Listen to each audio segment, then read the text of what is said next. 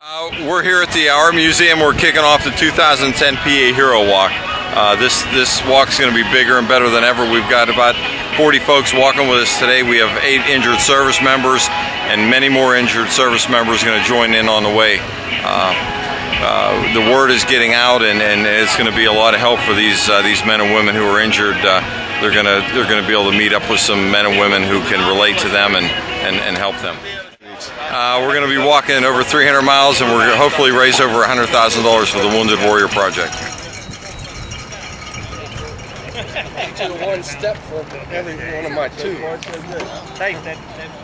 Last year we raised about $60,000. We had half the walkers we have this year, and we're just going to explode. We got people sponsoring us at every VFW across Old Route 30.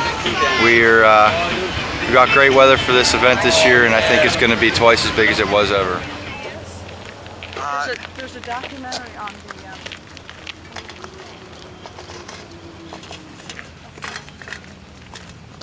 anything that we expected the trip to be is something completely different than what we found it was.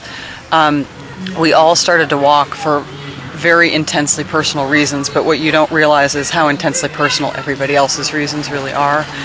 And by being able to walk and talk on a daily basis and to hear the stories that are out there and you know, coming from a non-military perspective to start to get a little bit more of an understanding about what it really means to be of service in the military in this country.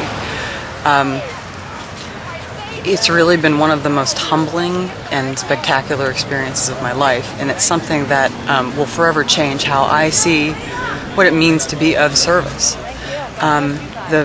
The bravery, the strength, I mean, there is an unbelievable strength that each of these service members exhibits and sacrifice that we don't understand and we completely take for granted, because they're volunteering to see about our safety on a daily basis, and we get to get up and live our lives every day because they're willing to do what they do and serve us every day.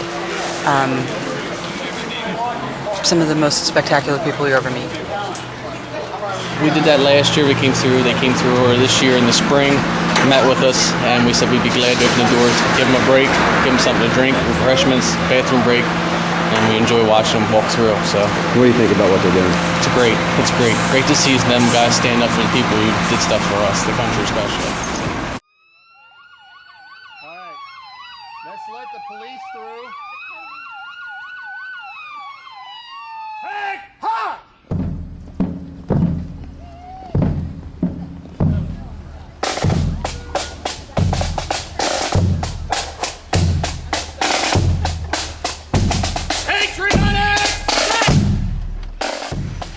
It touches me down inside, because the everyday society downtown Pittsburgh, for example, is just everybody's in their own little world, doing their own little thing, and doesn't really know what goes on outside of that town.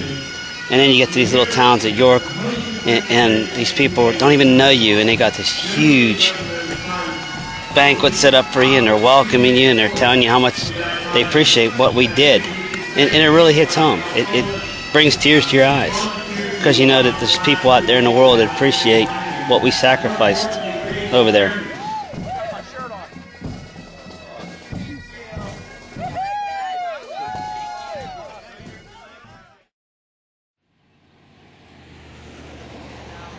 I'm walking for several different reasons. One, my dad was in the Marines in World War II, and he paid a lot for what he did. And my husband's father was in the Korean War. He was in the Marines. My husband was in the Navy, and two of my children, well, one of my daughters and my future son-in-law are in the Army. So I'm walking for them. I'm paying it forward. You know, that's what it's all about, to get it out there and to get the organization of the Wounded Warriors and out there, and to let people know what we're all about and what we can do to help people understand that it's not just about them. It's about what somebody else is doing for them, and how comfortable we are here and how blessed we are as a nation. And there's guys out there that are every day paying the price and walking miles with rucksacks on their back, with with weapons in front of them, with their weapon, drawn at the ready. And this is the least I can do, is walk a couple miles. And are my feet sore? Yeah. Do my legs hurt? Sure. But as my daughter reminded me this morning, she said, "Mom, suck it up." It's great to come back and see a town like Apollo and its surrounding communities that are so supportive for all the troops and stuff that served. I think if every town like this was in America, we'd be a great country, better. And what do you think about the walk itself? I mean, you walked the whole way across the state. Physically demanding. It's fun. You got your friends beside you, other brothers in arms, other wounded veterans, and so it keeps you going. And what would you tell other veterans and your fellow wounded warriors out there? All right, come out here next year. We're here with you, open arms. Well, I did the walk for some of the fellow soldiers I know, and mostly for myself. I have a lot of finding to do inside of me from some of the experiences that I've seen and lived that still torment me at night. And I found a little piece of me out there. I still have a lot more to find, so I know I'm going to do a lot more of these walks. But being out there and seeing the valleys and the hills and the peace that was out there helped me a lot. This is the most I've been out in these 2 weeks, and I've been out in 3 years. Oh, it was far exceeded our expectations. The amount of folks that showed up here, and what really made it, we had a lot of injured service members with us, and when they get to a location like this, it's really shouting out that Pennsylvania cares about their injured service members. When they're over there in Iraq or Afghanistan, and they're fighting for our freedom, and they're alone out there. They're not sure what we're feeling here.